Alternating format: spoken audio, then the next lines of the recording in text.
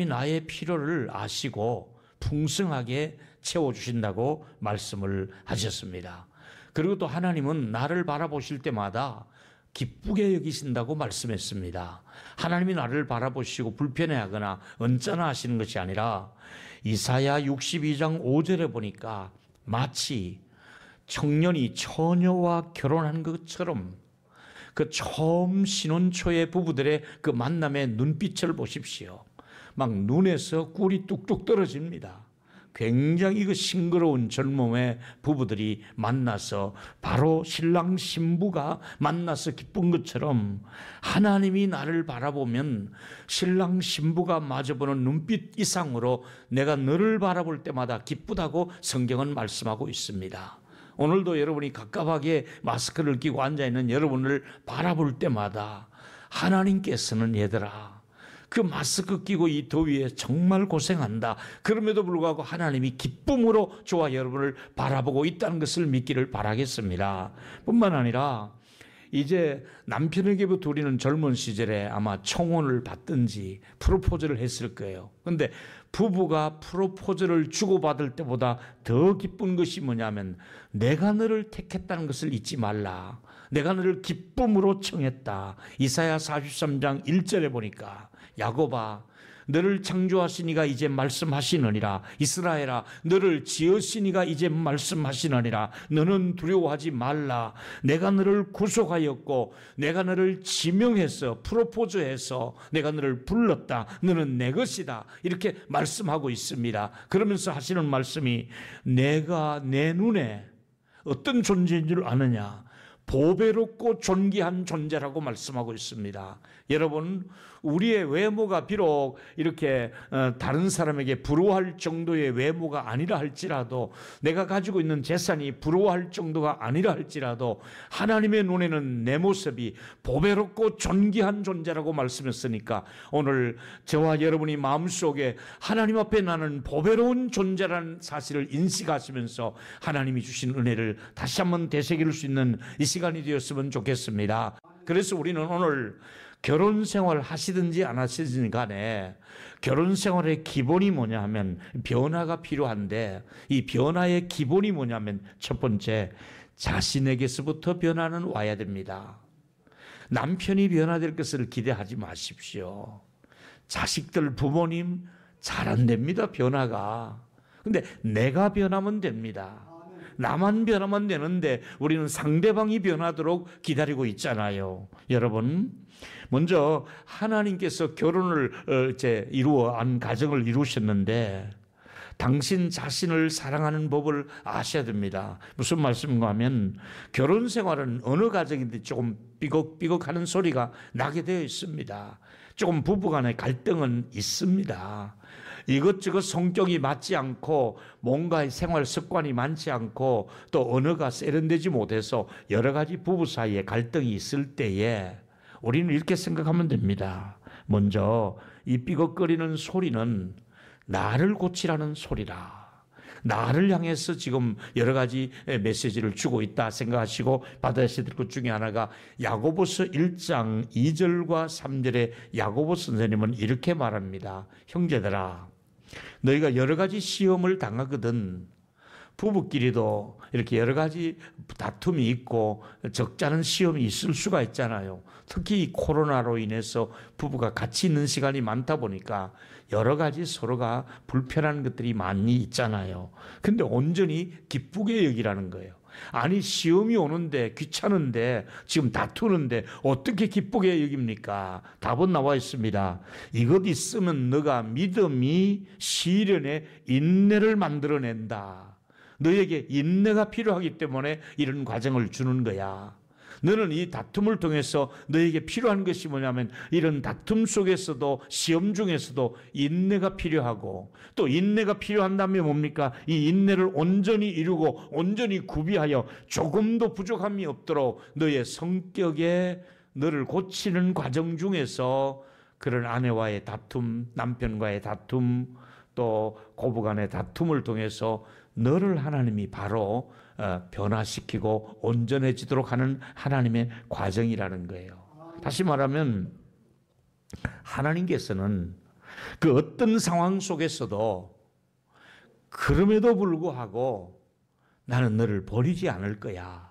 다시 말하면 남편이 문제가 있고 아내가 문제가 있더라도 나는 너를 버리지 않을 것이니까 걱정하지 말고 네 맡은 자리에서 최선을 다하라고 말씀하면서 신명기 31장 6절에 약속하시기를 강하고 담대하라. 두려워하지도 말라. 그 앞에 떨지도 말라. 내 하나님 여호와가 너와 함께 하시니까 결코 너를 버리지 아니할 것이다. 결코 너를 떠나지 아니할 것이다. 설령 부부 사이에 문제가 있을지라도 또 혹은 고부간에 문제가 있고 부모와 자녀간에 문제가 있다 할지라도 하나님이 약속하시기를 내가 너를 떠나지 않고 내가 너를 버리지 아니할 거야. 그러니까 걱정 말고 그 자리에서 너는 내조를 잘 해라. 그러면서 우리 부부들에게 다른 사람이 변화되기를 기대하지 말고 나 자신이 변화되었으면 좋겠다 하는 것이 오늘의 말씀이거든요. 두 번째는 우리는 이 부부의 서로의 소중함을 잊어서는 안 됩니다. 정말 아내를 소중하게 생각하는가? 정말 남편을 소중하게 생각하는가? 자, 이제 제가 사르밧 과부의 얘기를 좀 하겠습니다. 불행하게도 남편이 돌아가시고 가난합니다. 근데 거기다 기근이 또 찾아왔습니다. 가뭄이 왔습니다. 온 동네가 먹을 것이 없어서 지금 야단났습니다. 근데 보니까 밀가루통에 한 움큼의 밀가루밖에 없습니다. 기름 조금 남아 있습니다. 이제 이거 가지고 나뭇가지를 주워서 마지막 떡을 만들어 구워서 아들 먹이고 이제 죽을 날을 기다려야 되는 이 시점에 낯선 사람이 동네에 들어와서 그 집 앞에 오더니 내가 지금 배가 많이 고프니 날 위해 밥을 한 상 차려 달라는 겁니다. 떡을 좀 만들어 달라는 거예요. 근데 이 사람 입장에서는 지금 나도 우리 아이도 이게 먹을 것이 없어 이게 마지막 식량인데 또 그럼에도 불구하고 부탁을 하니 아마 마음속으로 알았습니다. 까짓거 뭐 이래 주거나 저래 주거나 대접하겠습니다 해서 눈 질끈 감고 떡을 만들어서 선지자에게 드리는 겁니다. 평소에 남편이 옆에 있을 때의 평범한 시간에 남편의 소중함을 못 느낀 거예요. 지금 있는 남편이 평범한 축복을 모르는 거예요. 그냥 가만히 있으니까 이 남편이 이 아내가 있는 것이 축복인지 모르고 있는 거예요. 엘리야가 그 집에 있을 때는 정말 몰랐던 거예요. 그런데 막상 더 큰 어려움을 당해보니까 이야, 당신은 하나님의 사람이군요. 지금 옆에 있는 아내가, 지금 옆에 있는 남편이, 자식이, 부모님이 정말 그렇게 소중한 분인 줄 모르고 평범함 속에서 그냥 지나왔는데 어떤 일을 겪어보니까 역시 내 아내가, 역시 내 남편이, 역시 내 부모님이, 그리고 내 자식이 정말 소중한 존재였구나 하는 것을 깨닫게 해주는 거예요. 그동안 눈이 멀어서 소중한 축복의 사람이 내 곁에 있는데도 모르고 지나는 거예요. 그동안 눈이 멀어서 그동안 나의 잘못된 언어적인 습관과 생각과 판단으로 이렇게 소중한 남편이 내 옆에 있는데, 이렇게 소중한 내 아내가 내 곁에 있는데, 이렇게 귀한 아들, 딸이 내 곁에 있고 부모님이 내 곁에 계시는데 나는 눈이 멀어서 그걸 모르고 있었고 깨닫지 못했고 그런 거예요. 세 번째는 남편이나 아내는 완전하지 못합니다. 근데 그 완전하지 못한 남편을 사랑하는 것이 아내고요, 완전하지 못한 아내를 사랑하는 것이 또한 남편이어야 됩니다. 남편이 완전하기 때문에 사랑하는 것 아닙니다. 아내가 완전하기 때문에 사랑하는 것 아닙니다. 아무리 봐도 남편에도 불완전하고 아내도 불완전하고 연약함이 다 있습니다. 다시 질문을 드리겠습니다. 여러분의 남편이 완전합니까? 아니면 여러분의 아내가 완전합니까? 그러나 완전하지 않지만은 답을 드리겠습니다. 고마워해야 될 분이 남편이요 아내인 줄로 믿으시기를 바랍니다. 한번 따라하세요. 모자라도 고마운 분이 내 남편이다. 모자라도 고마운 분이 내 아내다. 사실은 모자라지도 않아요. 야고보서 3장 2절에 우리가 다 실수가 많으니, 우리는 다 실수가 많은 사람이에요. 다른 집에 아내가 실수 안 한 것 같지요? 더 많이 해요. 다른 집에 남편이 실수 안 한 것 같지요? 그 집에 가보세요. 한번 살아보라 그러잖아요. 더 많이 실수한다니까요. 다 실수가 많으니 그 다 속에 우리 가족도 들어가 있는 거예요. 여러분, 내 실수를 할 때에, 아내의 실수를 볼 때에 이제부터는 남편의 단점만 보거나 아내의 단점만 보지 마시고 고마운 남편 아닌가, 고마운 아내 아닌가, 단점 가지고 자꾸 이렇게 얘기하지 마시고 정말 오늘 이 설교에서 여러분이 듣고 붙들고 가야 될 메시지가 있습니다. 고마운 내 아내, 고마운 내 남편, 고마운 내 부모님, 고마운 내 자식들, 이걸 붙들고 가야 되는 것이 가정주일에 우리가 가져야 될 메시지가 아닐까요? 여러분, 주일마다 남편이 와서 대청소해주고 시장 다 받아주고 월급도 몇백만 원씩 갖다 주고 해외여행 시켜주고 아내에게 꽃다발 갖다 바치고 때마다 뭐 레스토랑 데려가고 그런 남편 없어요. 없어요. 없어요. 희망사항이에요. 그건 연속곡에나 나오는 것이지 실제로 그런 남편은 없어요. 없어요. 대한민국 모든 남자들 다 약점투성이고요. 집에 가면 구박덩어리고요. 대한민국 모든 여성들 아무리 봐도 남자들이 100% 아니에요. 다 가까이 놓고 보면 아내는 아내대로, 남편은 남편대로 다 문제가 있어요. 그걸 수용하고 고맙게 여기고 살아가야 되는 거예요. 생전 속 안 썩일 줄 알고 결혼했는데 평생을 속 썩이는 남편, 그거 어쩔 수가 없어. 내가 못 고쳐요. 내가 고치면 되는 거예요. 내가 고치면 되는 거예요. 어떤 사람 보면 손재주가 좋아서 이것도 잘하고 저것도 잘하는데, 죄송합니다. 제 얘기 좀 하겠습니다. 저는 일단 텔레비만 안 나와도 아내를 불러 제껴야 됩니다. 여보, 텔레비 안 나와. 안 나와. 형광등 안 나오면 일단 불러야 됩니다. 내가 뭐 갈 줄 모른다고. 아무것도 할 줄 모릅니다. 요새는 운전도 제대로 못 해가지고 어디에 좀 중요한데 처음 가는 자리는 하루 전부터 제가 살살 달래가지고 운전 좀 해달라고 또 가갖고 또 운전했다고 수고하고 어떤 날은 내가 5만 원 팁으로 주기도 하고, 기사를 잘 모셔야 되는데 이러면서 내가 또 주기도 하고 그럽니다. 어느 날은 새가족부 어디 하루 자고 온다고 가더라고요. 잘 다녀오라 그랬죠. 내가 혼자 이제 좋다고 집에 있는데 가끔은 마누라가 없을 때도 좋아요. 근데 전화가 오는 거예요. 왜 그래 하니까, 여보, 세탁기에 빨래 해놓은 거 있으니까 그거 좀 내서 넣으라 그래요. 여보, 나 세탁기 뚜껑 넣을 줄 몰라. 열다 고장나면 어떡해 하니까, 그냥 땡기면 돼. 여보, 나 세탁기가 어디 있는지 몰라. 싫어합니다, 여러분. 진짜로 그랬습니다.